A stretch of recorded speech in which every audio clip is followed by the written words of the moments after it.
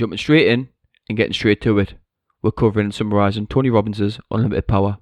We're now on to the 6th main principle from the book. You can change your body language to fight depression and boost energy. Ever notice that after a bout of crying, we stop the tears by raising our heads and breathing deeply through our noses and into our chests? This is just one way we can use our body to control our emotions.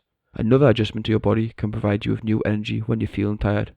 We often give in to tiredness and our productivity can suffer as a result, but there are steps we can take to help get a second wind. The key to fighting off tiredness is recognising the signs that accompany this feeling. Our muscles will start to relax, our shoulders will slump, and our jaws will begin to slacken. When you get used to paying more attention to your body, you can notice these signs as they emerge, and you'll be in a good position to reverse them. You can do this by adding more tension to your muscles. Pull back your shoulders and open up your chest and smile. This posture will induce a boost of energy, enlivening your body and mind. Soon enough, you'll be ready for action. Your posture can also help fight feelings of depression. We've explored the power of positive thinking in previous podcasts, but many people have also found it useful to fight depression by using their body. When depressed, we often hold our body in a particular way. In the Peanuts comic strip, one of the characters refers to a certain posture, shoulders slumped, head tilted toward the floor, as his depressed position.